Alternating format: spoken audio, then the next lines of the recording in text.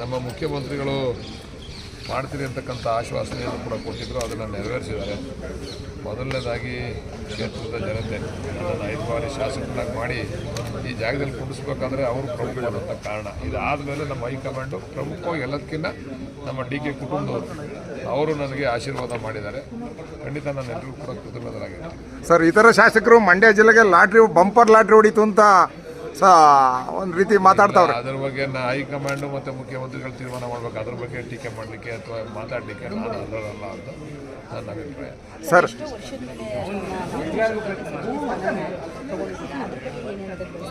ಏನು ಹೇಳ್ತೀವಮ್ಮ, ಎಲ್ಲ ಸ್ವಾಮಿ ಆಶೀರ್ವಾದ, ಭಗವಂತ ಆಶೀರ್ವಾದದಿಂದ ಸಿಕ್ಕಿದೆ. ಸೇವೆ ಮಾಡಬೇಕು, ಜವಾಬ್ದಾರಿ ಜಾಸ್ತಿ ಆಗಿದೆ. ಇನ್ನೊಂದು 2 ಅವರ್ ನಿದ್ದೆ ಕಡಿಮೆ ಮಾಡಬೇಕು. ಸರ್, ಬಾಲಣ್ಣರಿಗೆ ದೇವರ ಆಶೀರ್ವಾದ ಜಾಸ್ತಿ ಆಯ್ತು ಅನ್ಸುತ್ತೆ, ಅದರಿಂದ ಈ ಸಚಿವ ಸ್ಥಾನ ಒಲಿತು. ಭಗವಂತನ ಆಶೀರ್ವಾದ, ಎಲ್ರಿಗೂ ಭಗವಂತನ ಆಶೀರ್ವಾದ ಇರಬೇಕು. ಆ ಭಗವಂತನ ಆಶೀರ್ವಾದ ಸಿಕ್ಕಿದೆ. ಎಲ್ಲದಕ್ಕಿಂತ ನಮ್ಮ ತಾಯಿ ಆಶೀರ್ವಾದ ಐತೆ, ಕ್ಷೇತ್ರದ ಜನಗಳ ಆಶೀರ್ವಾದ ಐತೆ. ಅದರಿಂದ ನನಗೆ ನಮ್ಮ ಮುಖ್ಯಮಂತ್ರಿಗಳು ಅವ್ರ ಕುಟುಂಬದವ್ರ ಆಶೀರ್ವಾದ ಐತೆ. ಅದರಿಂದ ನನಗೆ ಇದು ಒಂದು ಅವಕಾಶ ಸಿಕ್ಕಿದೆ. ಸರ್, ಕೃಷ್ಣಪ್ಪರಿಗೆ ಒಂದು ಹಿರಿಯ ಸಮುದಾಯದ ನಾಯಕರು, ಅವ್ರಿಗೊಂದು ಸಚಿವ ಸ್ಥಾನ ಸಿಗಬೇಕು ಅಂತ ಒಕ್ಕಲಿಗರ ಒತ್ತಾಯ. ಆ ವಿಚಾರದಲ್ಲಿ ನಮಗೂ ಕೂಡ ಬೇಸರ ಇದೆ. ಆದರೆ ಅದನ್ನು ನಾನು ಮಾಡ್ತಕ್ಕಂಥವನ್ನಲ್ಲ, ಅದು ಹೈಕಮಾಂಡ್ ತೀರ್ಮಾನ.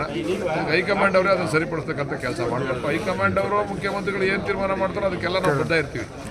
ನಿನ್ನೆ ನಮ್ಮ ಜಿಲ್ಲಾ ಉಸ್ತುವಾರಿ ಸಚಿವರಾದ ಬಾಲಕೃಷ್ಣ ಸಾಹೇಬರು ತವರು ಕ್ಷೇತ್ರಕ್ಕೆ ಭೇಟಿ ನೀಡಿದಾಗ ವರ್ಣ ಎಲ್ಲೋ ವಸ್ತುವನ್ನ ಮಳೆ ಆಗ್ತಾ ಇದೆ, ಸದೃಷ್ಟವಾಗಿ ವಿರೋಧಿಗಳು ಲೇವಡಿ ಮಾಡ್ತಾ ಇದ್ರು.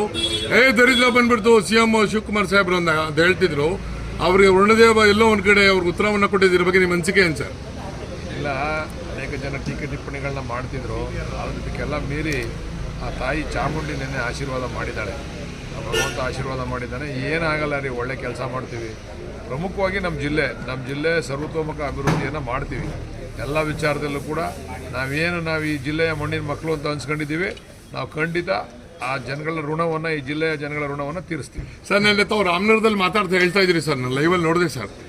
ಒಂದು ಮಾದರಿಯಾದಂಥ ರಾಜ್ಯದ ಒಂದು ಮಾದರಿಯಾದಂಥ ಜಿಲ್ಲೆಯನ್ನ ನಾವು ದಕ್ಷಿಣ ಜಿಲ್ಲೆಯನ್ನ ಮಾಡಬೇಕು, ಆ ನಿಟ್ಟಿನಲ್ಲಿ ನಾವು ಚಿಂತನೆಗಳ ಸಾಗಿದೆ ಅಂತ ಹೇಳ್ತಾ ಇದ್ದಾರೆ ಸರ್. ಖಂಡಿತ DK ಸುರೇಶ್ ಅವರು ಒಂದು ನೀರಿನ ನಕ್ಷೆಯನ್ನೇ ತಯಾರು ಮಾಡವ್ರೆ.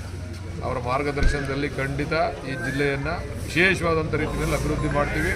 ಎಲ್ಲರೂ ಕೂಡ ಈ ಜಿಲ್ಲೆ ಕಡೆ ತಿರುಗಿ ನೋಡಬೇಕು, ಹೆಂಗಿದೆಯಪ್ಪ ಈ ಜಿಲ್ಲೆ, ಬೆಂಗಳೂರು ದಕ್ಷಿಣ ಜಿಲ್ಲೆ ತಿರುಗಿ ನೋಡಬೇಕು. ಆ ದಿಕ್ಕಿನಲ್ಲಿ ಅಭಿವೃದ್ಧಿ ಮಾಡ್ತೀವಿ ಸರ್. ಇದು ಪ್ರವಾಸೋದ್ಯಮಕ್ಕೆ ಒಂಚೂರು ಒತ್ತನ್ನು ಕೊಡಬೇಕು ಸರ್. ಎಲ್ಲ ವಿಭಾಗದಲ್ಲೂ ಕೂಡ ಈಗಾಗಲೇ ನಾವು ಚರ್ಚೆ ಮಾಡಿದ್ದೀವಿ. ನಮ್ಮ ನಾಯಕರು ಸುರೇಶ್ ಅವರು ಬರಬೇಕು, ಎಲ್ಲ ಹೊರಗಡೆ ಹೋಗಿದ್ದಾರೆ. ಬಂದ ತಕ್ಷಣ ಕೂತು ಚರ್ಚೆ ಮಾಡಿ ಯಾವ್ಯಾವ ರೀತಿ ಏನೇನು ರೀತಿ ಕೆಲಸ ಆಗಬೇಕು ಎಲ್ಲವನ್ನು ಮಾಡ್ತೀವಿ ಸರ್. ದೇವಾಲಯಗಳ ನಾಡು, ಆಮೇಲೆ ಪುಣ್ಯಪುರುಷಗಳ ನಾಡು, ವಿಶೇಷವಾಗಿ ನಿರ್ಮಲ ಇವರು ಬಾಲಗಂಗಾಧರ ಸ್ವಾಮೀಜಿಯವರು ಹುಟ್ಟುವ ಬಾನಂದೂರು ತಮ್ಮ ಕ್ಷೇತ್ರಕ್ಕೆ ಬರುತ್ತೆ. ತಮ್ಮ ಕ್ಷೇತ್ರದಲ್ಲೇ ನಮ್ಮ ಸಿದ್ಧಗಂಗಾ ಶ್ರೀಗಳ ಒಂದು ಪುತ್ಥಳಿ ನಿರ್ಮಾಣ ಆಗ್ತಾ ಇದೆ. ಅದು ಸ್ವಲ್ಪ ಅದಕ್ಕೇನಾದ್ರು ಬೇಗ ಕೊಡ್ತೀರಾ ಸರ್? ಅವರಿಬ್ಬರು ಏನು ಹುಟ್ಟಿದ್ದಾರೆ, ನಮಗೆಲ್ಲರಿಗೂ ನಾವೆಲ್ಲ ಕೂಡ ಭಾಗ್ಯವಂತರು. ಅವರ ಒಂದು ಜಿಲ್ಲೆನಲ್ಲಿ ನಾವೆಲ್ಲ ರಾಜಕಾರಣಿಗಳಾಗಿರ್ತಕ್ಕಂಥದ್ದು ಶಿವಕುಮಾರ ಸ್ವಾಮೀಜಿಯವರು ಇರ್ಬೋದು, ಬಾಲಗಂಗಾಧರ ಸ್ವಾಮೀಜಿಯವರು ಇರ್ಬೋದು. ಇವರು ಹುಟ್ಟೂರುಗಳು ನಮ್ಮ ಜಿಲ್ಲೆಯಲ್ಲಿ ಬರ್ತಕ್ಕಂಥದ್ದು. ಅದನ್ನು ವಿಶೇಷವಾಗಿ ಮುಖ್ಯಮಂತ್ರಿಗಳು ನೆನ್ನೆ ಆದೇಶ ಮಾಡಿದ್ರು.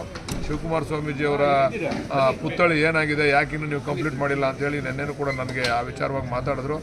DK ಸುರೇಶ್ ಅವ್ರಿಗೆ ಹೇಳಿದ್ರು, ನೀವಿಬ್ಬರು ಹೋಗಿ ಅಲ್ಲಿ ವಿಸಿಟ್ ಮಾಡಿ, ಆ ಜಾಗ ವಿಸಿಟ್ ಮಾಡಿ, ವೀರಾಪುರನ ವಿಸಿಟ್ ಮಾಡಿ, ಅಲ್ಲಿ ಏನಾಗಬೇಕು ಅದನ್ನು ನೀವು ಕೂಡಲೇ ಮಾಡಬೇಕು ಅಂತಕ್ಕಂಥ ಆದೇಶವನ್ನು ಮುಖ್ಯಮಂತ್ರಿಗಳು ಮಾಡಿದ್ರು. ನಾವು ಬಹುಶಃ DK ಸುರೇಶ್ ಅವ್ರು ಬಂದ ತಕ್ಷಣ ಅಲ್ಲಿ ಭೇಟಿ ಕೊಡ್ತಾ ಇದ್ದೀವಿ. ವೀರಾಪುರಕ್ಕೆ ಭೇಟಿ ಕೊಟ್ಟು ಅಲ್ಲಿ ಏನಾಗಿದೆ, ಕೆಲಸ ಯಾಕೆ ಸ್ಲೋ ಆಗ್ತಾ ಇದೆ, ಅದನ್ನು ಇನ್ನು ಕೆಲವೇ 3-4 ತಿಂಗಳಲ್ಲಿ ಮುಗಿಸ್ತಕ್ಕಂಥ ಕೆಲಸ ಮಾಡ್ತೀವಿ. ಅದೇ ರೀತಿ ನಮ್ಮ ಬಾನಂದೂರು ಅಭಿವೃದ್ಧಿಯನ್ನು ಕೂಡ ನಾವು ಯಾವ ರೀತಿ ಒಂದು ಮಾಡಬೇಕು, ಅದನ್ನು ಅಭಿವೃದ್ಧಿ ಮಾಡಬೇಕು ಅಂತ ಇಟ್ಕೊಂಡಿದ್ದೀವಿ, ಅದನ್ನು ಕೂಡ ಮಾಡ್ತೀವಿ ಸರ್. ಕೆಂಪಾಪುರ ಅಭಿವೃದ್ಧಿಗೆ ಈಗಾಗಲೇ ನಮ್ಮ ಸರ್ಕಾರದಿಂದ 30 ಕೋಟಿ ಸ್ಯಾಂಕ್ಷನ್ ಆಗಿದೆ.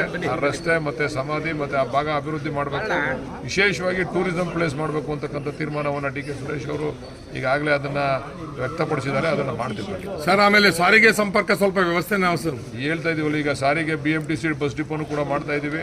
ಅನೇಕ ಜನ ನನ್ನ ಬಗ್ಗೆ ಸಾರಿಗೆ ಬಗ್ಗೆ ಟೀಕೆ ಟಿಪ್ಪಣಿಗಳನ್ನ ಮಾಡಿದ್ದಾರೆ. ಅದನ್ನು ಅವರ ಆಶೀರ್ವಾದ ಅಂತ ತಿಳ್ಕೊತೀನಿ ನಾನು. ಅವರು ಅದನ್ನು ಕರೆಸಿ ಸರಿಪಡಿಸ್ತಕ್ಕಂಥ ಕೆಲಸ ಮಾಡ್ತೀನಿ.